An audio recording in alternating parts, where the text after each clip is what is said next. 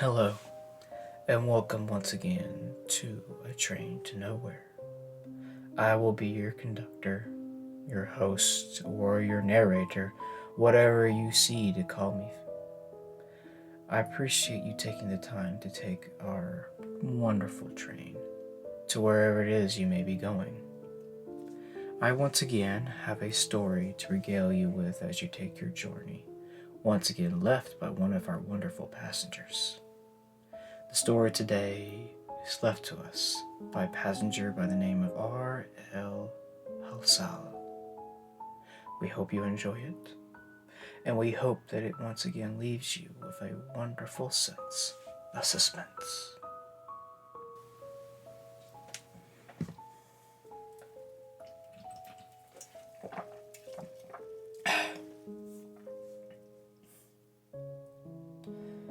It was late when he came to me.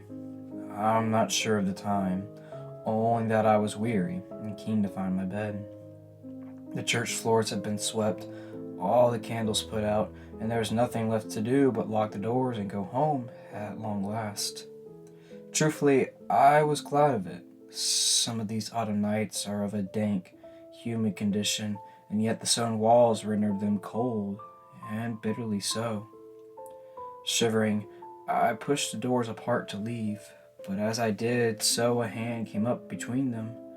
At least, I think it was a hand, for even at close quarters I saw it indistinctively, like the shadows that only move at the periphery of vision.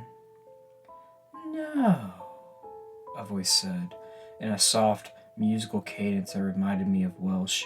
It wasn't. Somehow I knew that without comprehending how or why. "No, Father, don't close up yet. I wish to be baptized." For a moment, I was rigid with a helpless terror, for as I looked at the hand, it seemed ever more a silhouette that seethed with a formless motion. I felt in my bones that it was evil, yet surely evil could not touch this door, could not come close. In a fragile stutter, I asked, Who are you?" "A sinner," the voice replied, "yearning to be made clean again, like all the others that come here. Why do you ask this of me?" I knew better than to admit my fear, and so I said, in as brisk a tone as I could muster, "I was just about to leave for the night. Couldn't you possibly come back tomorrow?" "I'm desperate, Father," the shadow replied. Its hand parted the doors further still, as if the heavy oak weight not. "I want to go to heaven. Why won't you help me?"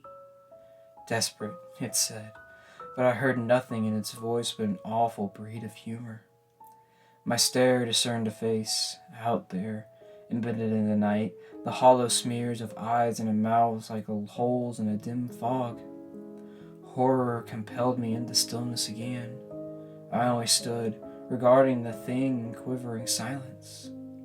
Until that moment, I'd always believed that the supernatural visitations detailed in the Bible to be solely metaphor, ciphers of God's great lesson. That I had been so starkly wrong appalled me, and it was only the frantic thought that this was some sort of test of faith that prevented me from fainting listlessly away against the wall. "Will you turn me from your door?" asked the shadow quietly. Its mouth didn't move as it spoke, holding a formless grin. It put in my mind that paper angels local children decorate their classrooms with at Christmas. Frail trains with snipped out features, flat and quite without dimension. Are you a child of God?" I stammered, and the figure laughed. I wish I could forget that sound. Soft and harsh at once, it was the blighted winter of mirth. It sickened me. "A child of God?" the shadow repeated. "Yes, Father, I am." It paused, and it occurred to me that perhaps the quickest way to be rid of this creature was to do as it had asked. Come in, I said, stumbling back from the doorway. I'll baptize you, but then you have to leave. Do you understand? Of course. Both of us have our homes to return to. The shadow slipped between the doors into the chill gloom of the church, becoming almost one with it, before the sense of a far greater darkness with it. It seemed I couldn't look directly at the creature as it followed me, or else my own sense of self-prevention kept me from such foolishness. I only saw the edges flutter like cinders about some fire, and I hoped to be an illusion, poised to fall away when I touched the holy water to its forehead. Here, I said to the shadow. Come to the font. I'll lead you back to the Lord. I'm sure you will, Father, the figure replied, almost merrily. I'm sure you will. I can barely describe the particular dread that came over me as I stood beside the creature, the fear such as when one wakes in the night to some figment of half-dream stooping over one's mantle. It wasn't that I expected the spirit to injure me, or to take my life. I had the sense that it would not, but that the ease of which it might do so amused the being greatly. I wondered what it meant by toying with me so, dandling my terror as if it might be some hapless infant. Wouldn't you want someone to witness? I asked. My eyes turned ahead to the font, like a soldier trained to hold his form regardless of distraction. There's no one I can call at this time, so... Oh, I have my witnesses, assured the creature, and at once I seemed aware of every shape and shadow about the room, each of them tendrilous and vivid with malign. My own church had become a trap, a prison whose many inmates roamed free at the beckon of the thing that stood beside me. With a juddering hand I reached into the font and raised a dripping palmful of holy water. How cold it was! So cold it was like the sear of fire, numbing me to the elbow with its claim. I raised my arm towards the figure vaguely, not wanting to look at it to find its forehead. The spirit gave a shuddering laugh, and I felt what must have been a hand around my wrist, guiding me, only it felt more like a cluster of feathers in its repulsive softness. I baptize you in the name of the Father, I managed to choke out, as water trickled through my fingers, and of the Son. Regret was already upon me in its waves, but it was far too late to draw back the sacrament. It had taken me great courage to extend my hand at all, and I still held fast to the hope that the very act might rid me of this intruder and its horde.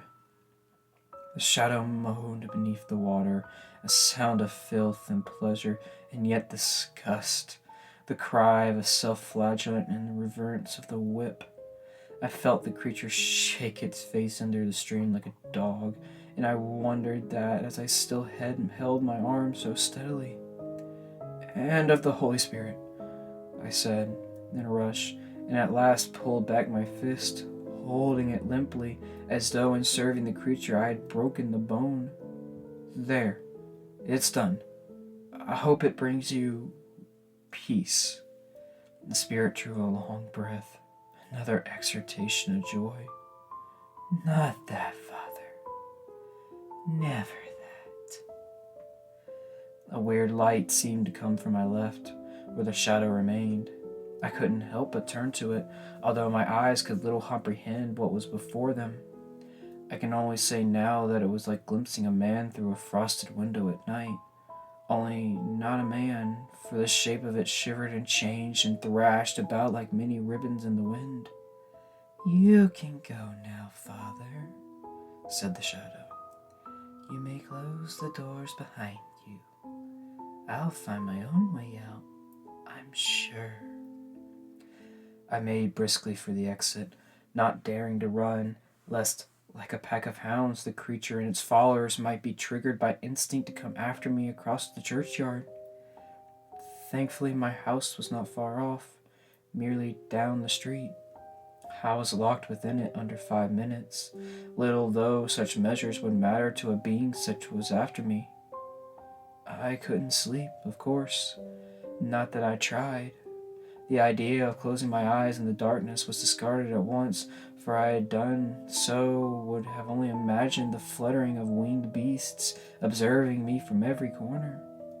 Instead, I sat upon my knees and prayed to be forgiven what I had done, that my mistake would not bring about some deadly consequence.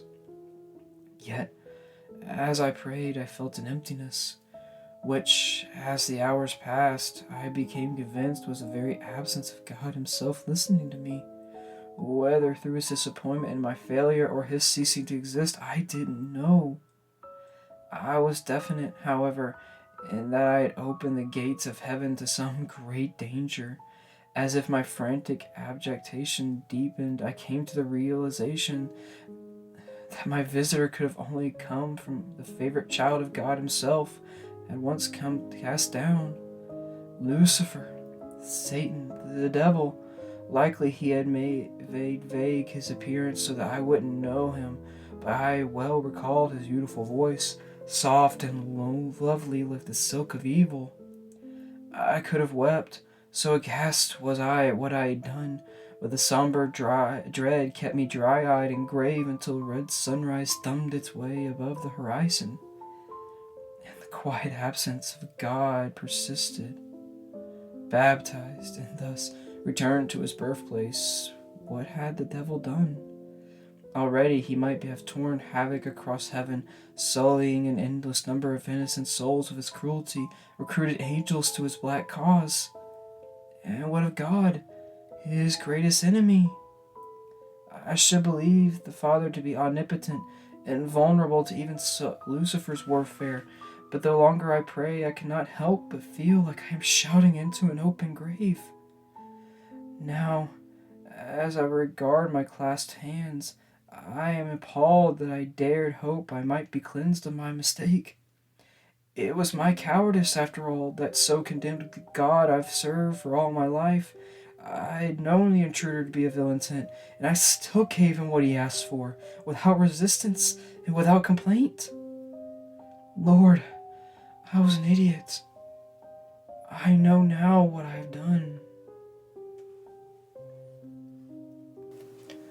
It is not often that we deal with stories of such gravitas here on the train. But for the longer the train runs, the more these stories will seemingly pop up. Even the train is not, apart from the greater forces that may be in this universe. I appreciate you taking the time to listen to the story, and I appreciate you once again riding with us on this wonderful train. Until next time, my dear friends, and remember, if you ever have a story to tell, you are more than happy to leave it here on a train to nowhere.